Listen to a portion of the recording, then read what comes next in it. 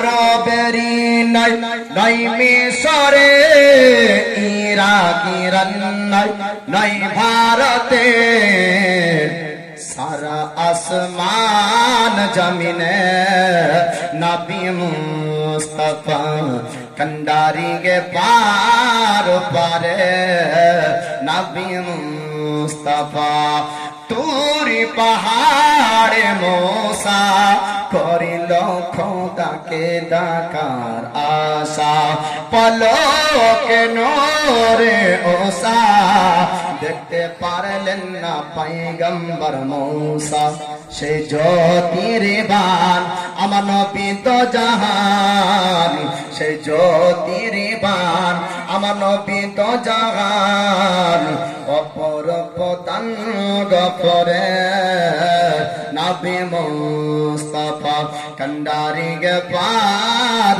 पारे नबी मुस्तफा आरबरी নাই নাই মিশরে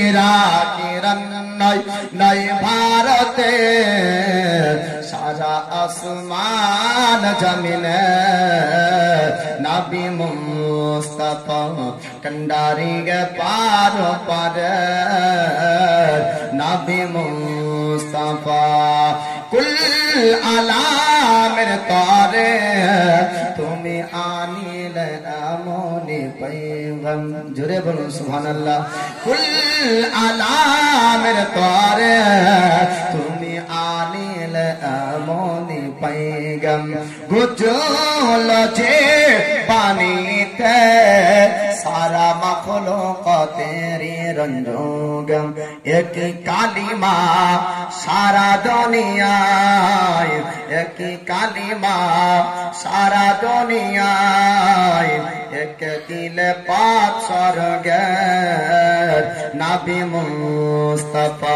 कंडारी के पार पार नबी मुस्तफा आरबरी নাই নাই মিশরে ইরাক ইরান নাই নাই ভারতে সারা আসমান জমিনে নবী মুস্তাফা कंडारी पार पारे नबी मुस्ताफा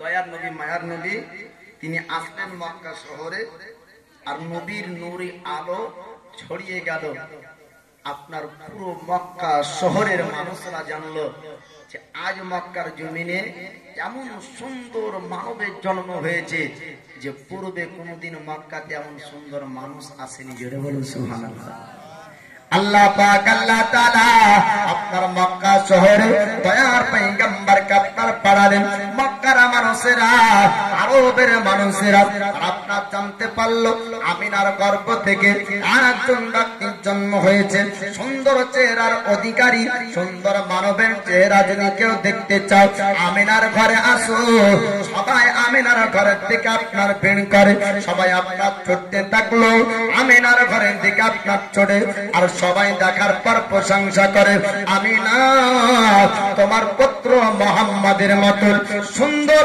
মানুষ পর্যন্ত মক্কায় দেখিনি এমন সুন্দর মানব আজকে দেখলাম সবাই আপনার প্রশংসা করে একজন ডাকে আর একজনকে আপনার খবর জানিয়ে দেয় এইরকম করে তারা বলাবলি করে আপনার হযরতে সাইবা আবু লাহাবের ঘরের বান্দি তিনি আপনার চলতে লাগলেন আসার পরে বলে আমিনা তোমার পুত্র হয়েছে নাকি নাম মুহাম্মদ এমন সুন্দর চেহারা মক্কা শহরেতে এমন সুন্দর মানব হয়নি তোমার পুত্র মুহাম্মদকে দেখতে চাই তোমার পুত্র মুহাম্মদকে একটু দেখিয়ে দাও আল্লাহর পয়গম্বরকে হযরত সাইবা দেখার পর বলেছিলেন আমিনা যদি অনুমতি দাও তোমার পুত্র মুহাম্মদকে আমার স্তন থেকে দুধ পান করাবো হযরত সাইবা আপনার দুধ পান করালেন আমার রাসূল দুনিয়ার বুকে সর্বপ্রথম যার দুধ পান করেন তিনার নাম হলো হযরত সাইবা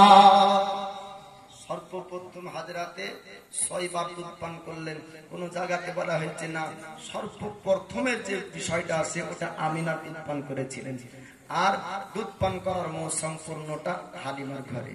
তো হযরতে সয়বা দুধ পান করানোর পরে বলছেন, আমেনা, এমন সুন্দর বাচ্চা আমি সয়বা আমার দুই চোখ কোনদিন দেখেনি। জোরে বলুন সুবহানাল্লাহ।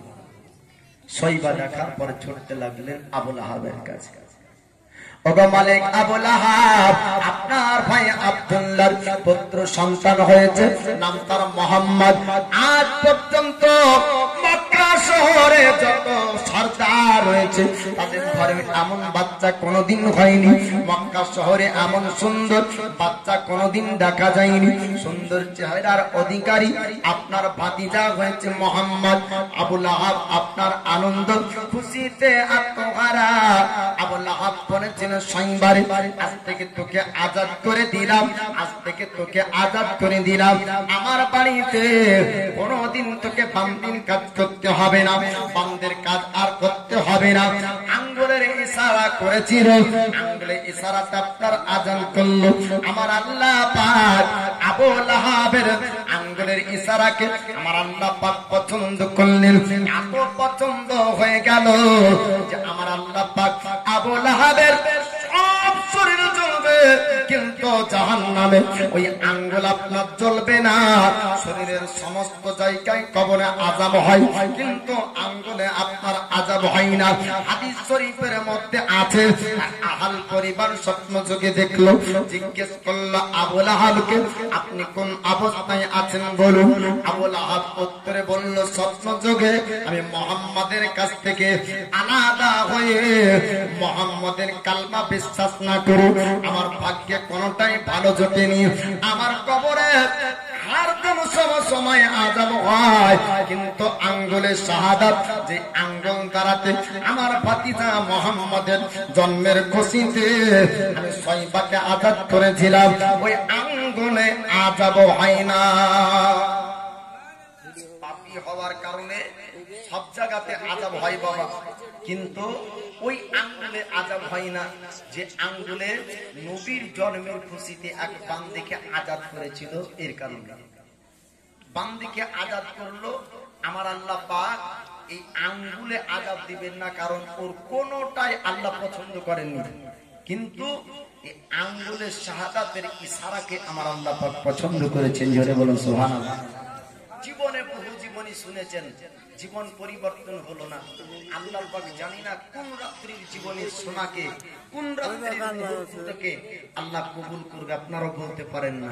তাই বলবো, যারা বাইরে আছেন একটু সামনে আসবেন, আর বাপজি আমার একটু আপনারা ভক্তি সহকারে মহাব্বতের সহিত আপনারা এই আলোচনাগুলো শ্রবণ করবেন। দয়ার নবী মায়ার নবীর সিরাত আলোচনাও লম্বা চওড়া, ভিন্ন ভিন্ন বক্তা আছে, তাদের আলাদা আলাদা রকমের আলোচনা হয়। আমার দয়ার নবী মায়ার নবী রহমতের পাইগাম্বার, তিনি হালিমার ঘরে দুধ পান করেছেন তো শুনেছেন, কিন্তু হাকিকাত আজকে জিনিস আপনাদেরকে একটু বলবো। আমার দয়ার নবী মায়ার নবী তিনি দুনিয়াতে আসলেন, আর খুশখাবরি মক্কা শহরে ছড়িয়ে গেল। মক্কা শহরের মানুষ তারা সবাই দেখার জন্য ভিড় করলো। মিশকাত শরীফের একটি হাদিস আছে, দয়ার নবী মায়ার নবী তিনি বলেন, আল্লাহ যখন কোনো ব্যক্তিকে ভালোবাসেন, আল্লাহ যখন কারো উপর রাজি হয়ে যায়, তো আল্লাহ পাক আসমানি ফারিস্তাকে এলান করে। জোরে বলো সুবহানাল্লাহ। এবং আসমানি ফারিস্তাকে বলে, তোমরা জমিনের ফারিস্তার নিকটে যাও এবং তাদেরকে জমিনের ফারিস্তাকে শুনিয়ে দাও আমি আল্লাহ অমুকের উপর সন্তুষ্ট আছি। এবং জমিনের ফারিস্তাকে আসমানের ফারিস্তা এসে বলে যায়, আর জমিনের ফারিস্তাদেরকে বলা হয়, তোমরা মানুষের অন্তরের মধ্যে তার মহব্বত ভরে দাও যাকে আল্লাহ মহব্বত করে। জোরে বলুন সুবহানাল্লাহ। তো দয়ার নবী মায়ার নবীর মহব্বত, প্রেম, ভালোবাসা আমাদের সকলের অন্তরে আছে। আমরা মহব্বতের সহিত আলোচনা শুনবো। দয়ার নবী মায়ার নবী দুনিয়ায় আসলেন, নূরি চেহারাকে পুরো মক্কাবাসী তারা দেখলো। আর হযরতে সয়বা এই খবর আবুল আহাব পর্যন্ত দিল। আবুল আহাব এত কিছু হয়েছিল যে বান্দীকে আজাদ করেছিল। তখন পাপীরা, তখন এই নবীর দুশমন না, তখন নবীর দুশমন না, ভুলের উপর তো পূর্বে থেকে ছিল, তা বলেন, কিন্তু দুশমন না নবীর। 40 বছর পর্যন্ত দুশমন ছিল না, 40 বছর পরে হয়েছে, ওটা শুনবেন।